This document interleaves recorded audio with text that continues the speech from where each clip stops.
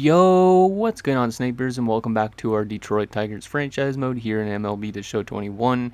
So in last episode, I had a little bit of a recap of what happened because I had some technical problems, but we simmed a little bit of the season, and we also had the draft, and as you can see, we are 25 and 31, and we're coming off a pretty strong draft for the most part. I'll go over the draft picks again just so you guys can kind of get a reminder of what happened. So we got Rodrigo Mesias, who was a blue chip prospect, so he's pretty good, but he's 22 already. So he's going to be a little bit older when he makes it to the MLB. He might end up being a short reliever kind of guy for us, like a mid reliever, because I don't think this guy would be good to use as a long reliever, obviously, with that stamina. So we might use him as a reliever at some point, maybe not. We also got Jeremy Grubb, who looks pretty solid, maybe a good bench option for pitching, maybe a good relief pitcher. We also got Angelo Robles, who could be something decent, Sid Felch, DeMarcus Yoder, who's probably one of the worst of the bunch just based on his starting overall, Charles Arlington, who was a 74 and he had 66 potential, so this guy is pretty solid. And if you look at his contact hitting and stuff like that, this guy is going to be probably pretty good for a bench option, and he'll be definitely in AAA next year. I'm hoping that his potential actually goes up from a D, though. And then we also got Sammy Chavez, who's a pretty good closing pitcher prospect in that last round of the draft. So before we actually start simulating, I do have one comment to go over, and that is from Dylan Burrows. He says put Sonny Chavez, but I think he means Sammy Chavez, who we just drafted. Yeah, he probably does. I think autocorrect changed it. But he says put Sammy Chavez in AAA next year with his hits a 9, so he develops really quickly. I think he's going to be a gem, which I agree with. He looks pretty good. His hits a 9, yeah, are really good, 79 already. So if we could get that up a little bit more and get his stamina up, he could be a good, or actually we don't really need his stamina up, but we could just put him in AAA next year. I don't really know what we could train him at specifically, maybe like his K's a 9 and stuff like that, and then maybe he'll become a really good closing pitcher or a solid relief pitcher to an extent too. And then I also asked Dylan about if we should be making any trades for next episode, and he says if any trades pop up, I take a look, but wouldn't go shopping around.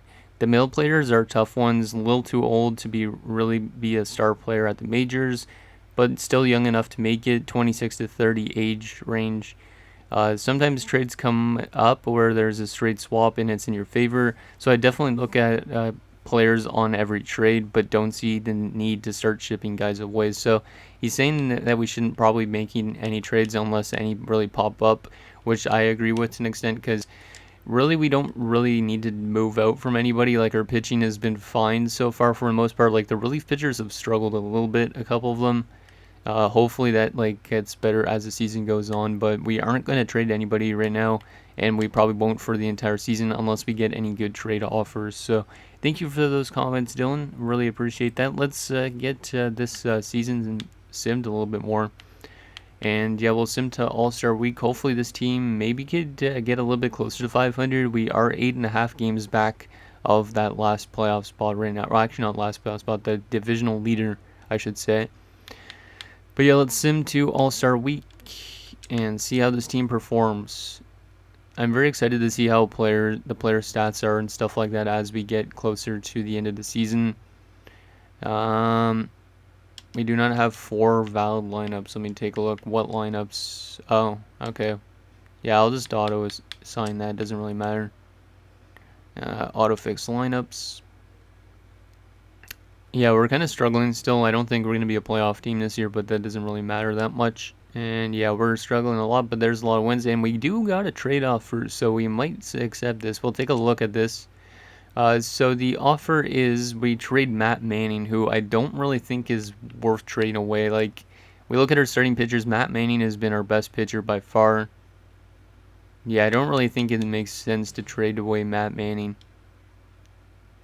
because right now he's 3-10, which is not great. He's got a 4.11 ERA, a 3.8 FIP, so he's actually been pretty good despite the amount of losses he has. It's mainly due to the team, but they are willing to give us Kiki Dyson. I got to take a look at who they're offering us first.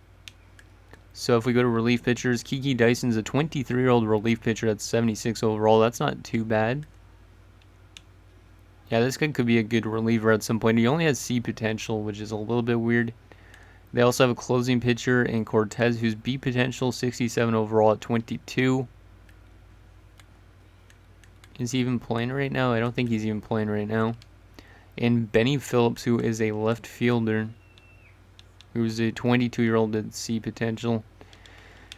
It's a very interesting offer, but I don't think moving Matt Manning makes sense for this team just yet, even though we are going to have David Jordan in our lineup probably next season. I think the one that makes sense the most to get rid of is like Spencer Turnbull. I don't think Matt Manning, moving him makes sense, to be honest. So I am not going to accept this deal, but it is a decent offer actually, because Kiki Dyson could be pretty solid. And yeah, same with Cortez, but Benny Phipps is just an extra player, so we are not going to accept that deal, but that is still a decent offer. Thank you, San Diego, anyways. We are very close to the All-Star break.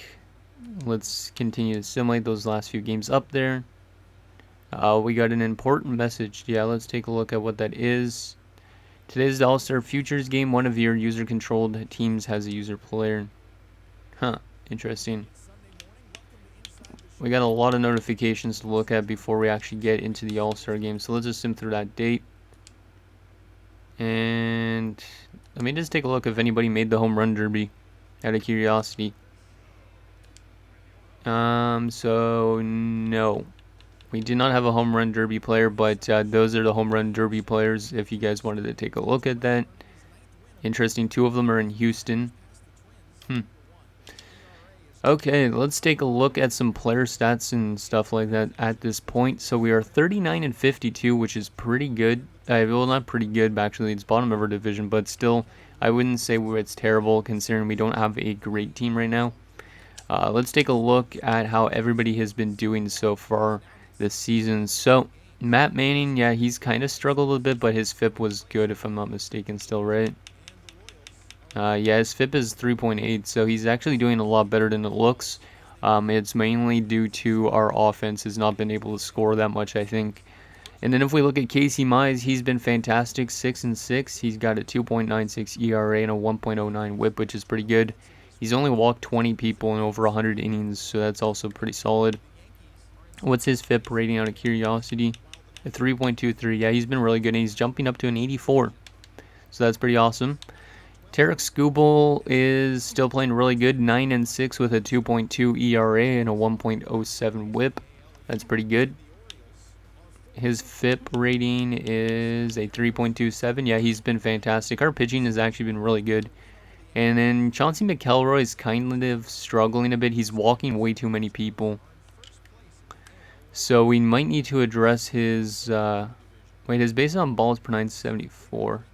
He's continuing to develop. It's not the end of the world. We should actually get his velocity and break maybe up there a little bit. So I think I might address that. Unless it's his FIP rating, that's okay. Because a 4.52 ERA is not terrible, but it's not fantastic either. His FIP is a 5.16. So yeah, he's been struggling for sure. So I might have to address where we're training him. Spencer Turnbull has been pretty much the exact same boat, it looks like. Spencer Turnbull stats, what's his FIP rating? 5.04. Yeah, so it looks like these 3 have been pretty solid. Well, Manning has been okay. Actually, his FIP rating was good. So I think Casey Mize and Skubal have been our best pitchers, though, and McElroy and Turnbull probably our worst. Manning's been in the middle, so not too bad. Gerald Mertens jumped up to a 78. Jeez, he's killing it in AAA. He's going to be in the lineup probably next year, and he definitely will get called up when... Is he on our 40-man roster? I think so. So yeah, him and David Jordan are both killing it right now, which is really good to see. Both of them will be in our lineup soon. It doesn't really matter about too much other people. Like Dennis Tucker is doing pretty good. He's developing, it looks like. I won't spend too much time looking at everybody's stats, but it looks like our relievers, some of them are fixed their stats a bit. Like Colin Poche was really bad when we last looked, but he's now being somewhat respectable. Tyler Alexander's still playing really good as a reliever. Daniel Norris as well has been fantastic. Fulmer's still been kind of struggling a bit, but his win-loss ratio has gone up. And then Dylan Files probably been our worst reliever, which kind of makes sense. Closing pitcher-wise, our closing pitchers have improved, so it looks like pitchers in general are improving. Like Corona's up to a 77 now. which is really impressive. But then we get into our hitting, and this is probably where we're struggling the most. And Jackson Reitz is hitting a 202, Grenier is hitting a 244. What about our prospects like Hirsch and Bonner? Still doing pretty solid, looks like, but Bonner and him are both on a cold streak. And then we go to first baseman. Fernando Valdez has 15 home runs at this point, so pretty solid.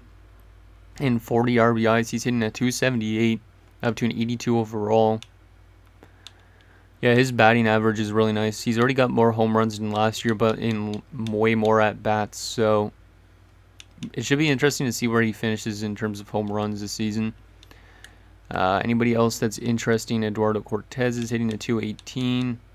I'll just scroll through most of this because I don't want to read it all out yet until we get to the end of the season. But in case you guys wanted to take a look at any of these players, in particular like Vince Means, he's hitting a 174, which is not good, but it's probably because he doesn't have great batting stats. Like, we need to improve that, actually, so I probably should train him in that area. Gary Harris hitting a 212. He's still struggling a bit. 76 overall now, though, which is good. Hopefully he still pans out. And I think that's pretty much that. So I think I need to address some of the training quickly. So if we are going to... Where was it? Who was it that I was training? Oh, yeah, wait. It was Chauncey, I think. So I think I should get Chauncey's... Oh, actually, it is still in control of velocity and break. Yeah, because that's where he's really low at right now. His K's a 9 might need to go up, actually, as well. But that looks like it is doing that. So we'll leave that. Actually, I needed to train... Who was the other one? And was... I don't remember who the other one was. I was just mentioning... Oh, yeah, Vince Means. Yeah, we need to get his contact and stuff up. He's probably going to be a very big project for hitting wise, but we'll just leave it like that. Okay, let's take a look at what all this notification stuff is. Don't really care about who's on waivers, to be honest. Any injuries? No injuries. That's good. Actually, no, maybe there is one. So, Conrad Colvin has a fractured shin. He's out for a few days. That's a pretty big blow to the team, even though he was only hitting a 212, which is not good. And then Candelario is out. Oh, that's why we were all of a sudden struggling, because Candelario went down with an injury. He was off to a fantastic start, hitting a 335, but he's out for 3 to 4 weeks with a broken hand. That's a big loss. He was probably going to make the All-Star game, I would assume. So that's that. We could... wait, let me see. Can we take a look at the trading block? Where is the trading block again? Because maybe we'll take a look at the trading block. See if there's anything out there that are interesting. A lot of decent players, but nothing that's going to really help us, especially with us being not that good. Jason Dominguez is on the block. That's a little bit weird. I don't know why he's on the block. Maybe the Yankees are doing really terrible this year. Because isn't he like one of the top prospects pretty much? Yeah, I don't even know if we really need to make any trades, but I'm going to just scroll through this and see if there's anybody. Gunnar Henderson. Yeah, I don't think we need to make any trades, to be honest, again. I just like building up via the draft and just simming through the seasons as fast as possible, so we're probably just going to continue to do that. Okay, let's sim to trade deadline prep. Actually, wait, let me take a look at the All-Stars. Do we have anybody make the All-Star team? I don't think so, because I didn't see any stars on the side. Looks like Livewig might have made it for like AAA or something. I don't know. We could actually just check via the All-Star voting thing, which was in the award area, right? It's hard to remember where some of the stuff is. All-Star voting. I don't know how to tell who makes it out of these guys, but you guys can let me know. I don't think we had any All-Stars this year. I could be wrong with that, though. Fernando Valdez was like very close to getting into the All-Star game. He might actually get into the All-Star game. We could actually just check via the lineups. I think that's how I'll do it instead. So let's take a look and view today's games. Let's go play game, even though we're not going to play the game. Let's skip through that trade. Play full game. We'll just go to there. Go through there. Actually, wait. Oh, yeah, it does go through the lineups next, I think, right? Yeah, it does. Okay, so this is who made it for the AL. Interesting. Let's see through this. That's the pitching rotation. And then if we go to the NL,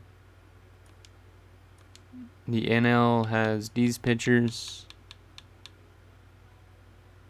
And then batting wise for the NL, which is a lot of different players. And let's go to the batting for the AL, because that's what matters more for us. Anybody for us? Anybody? That doesn't look like it. Oh no, Fernando Valdez might have made the All-Star game, because he's in the lineup.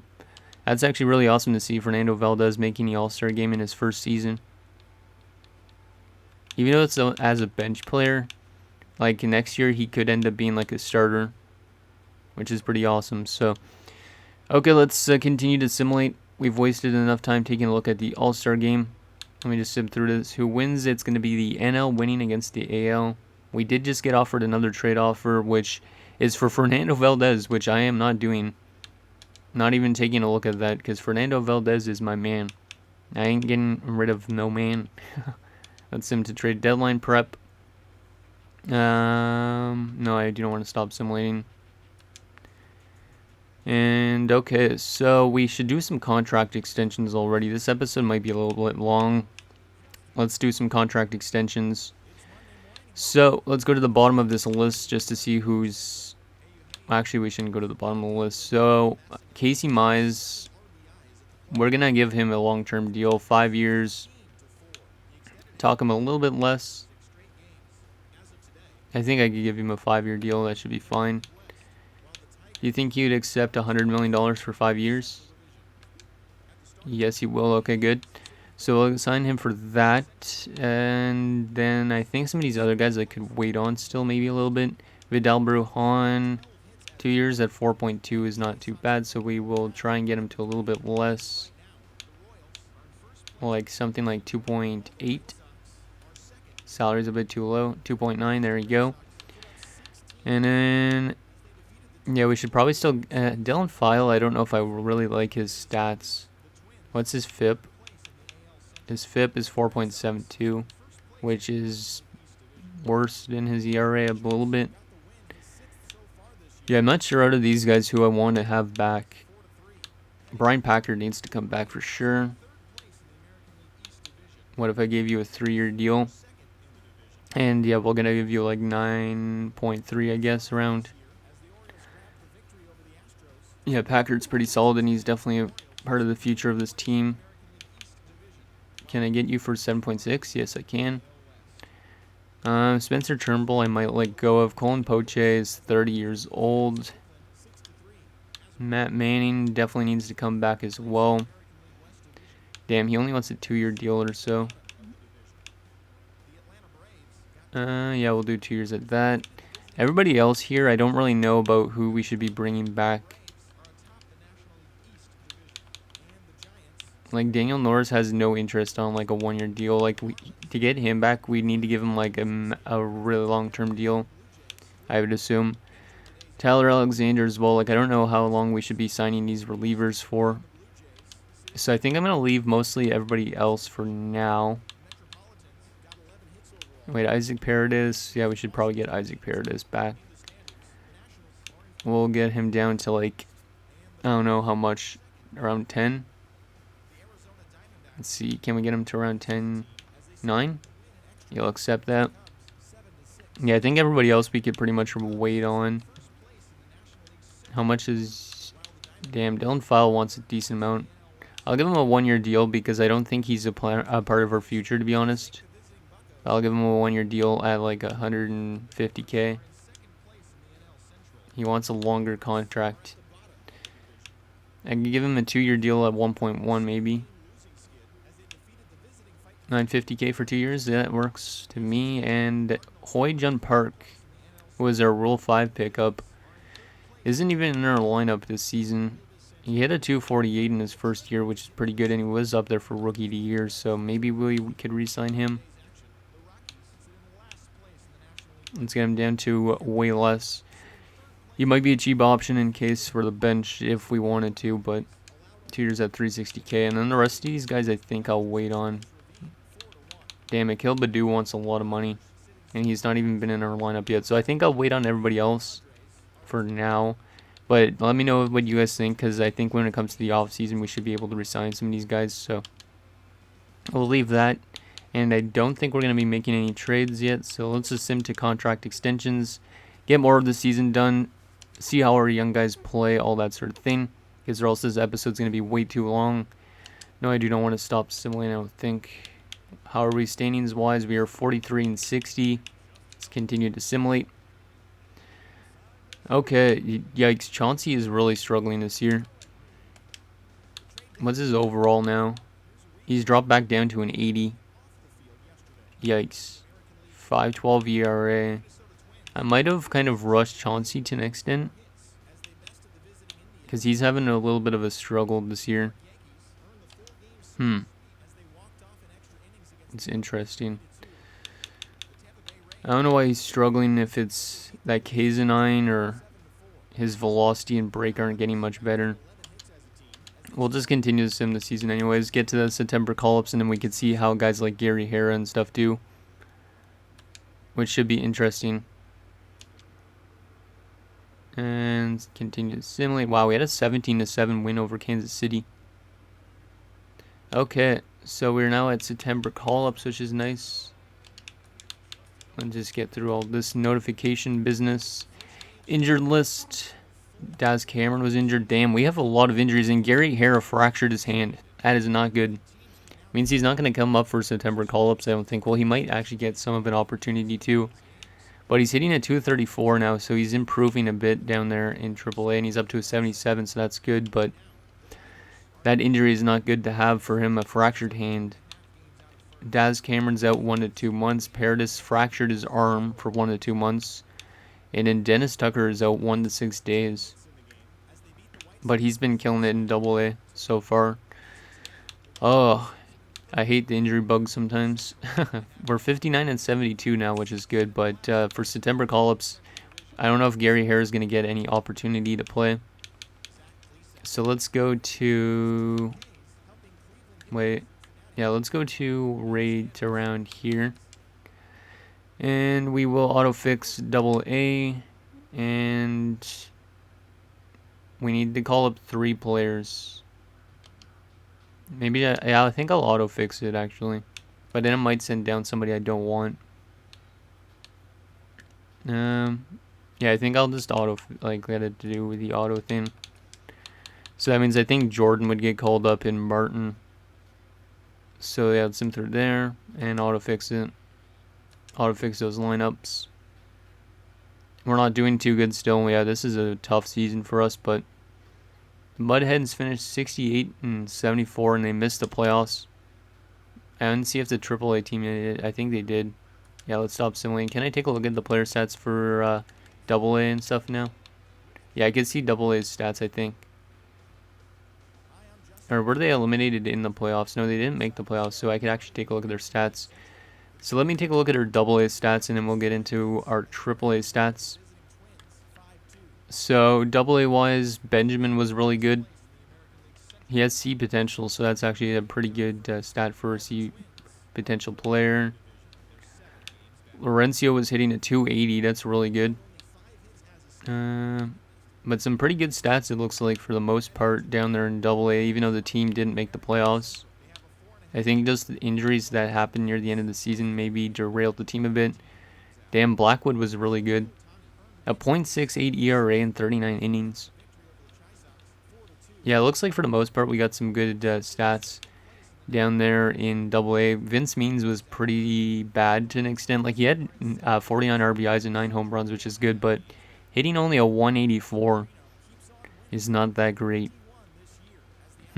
Interesting. And AAA's stats, Gerald Martin was fantastic. Corona was pretty good as well as a closer. Gary Hara was pretty good. David Jordan was pretty good. Yeah, we got a lot of guys that could end up making it into our lineup next season. I'm going to just scroll through this, and if you guys see anything that you want to bring up in the comments, you can. And there you go. Okay, so that's our minor league roster stats. Let's sim to the playoffs, get the rest of this regular season done, so we can take a look at our MLB stats. Actually, the Double-A team did make the playoffs, and they were eliminated.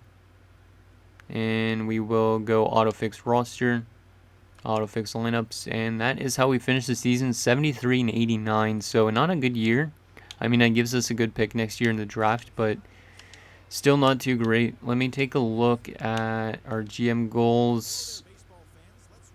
Yeah, we had a rough season, so we kind of fell back a little bit, but that's okay. Let's get these injured listings out of the way. Take a look at our MLB player stats. So let's actually go by starting pitchers. So Matt Manning probably had a good FIP rating still, I would assume. Yeah, Matt Manning was still pretty solid. It was just the team around him that wasn't good. And actually his potential dropped down to a B, so that's a little bit bad, but he's still pretty good. Casey Mize was still really good. Liking that. Tarek Skubal was fantastic.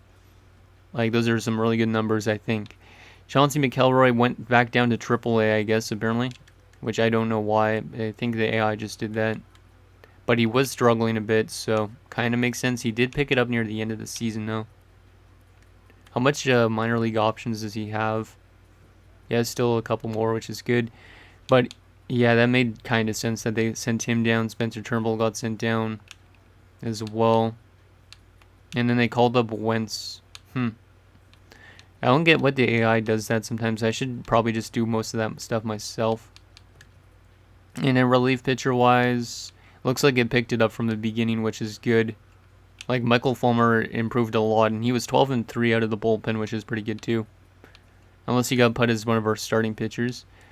Did Diego Corona play any games? No, he did not in the MLB yet. But he might be in our... Yeah, he'll probably be in our lineup next year. But looks like we're getting some good progress in terms of our development. So next year might be better. Colvin was hitting a 265. Wow, Colvin was really good. He was injured for a bit, but he hit 21 home runs. Him and Valdez, both really good players so far. Valdez had 34 home runs in his first full season. Holy crap. Fernando Valdez made the All-Star game and also like destroyed for the Detroit Tigers, who had below 500 record. Holy man.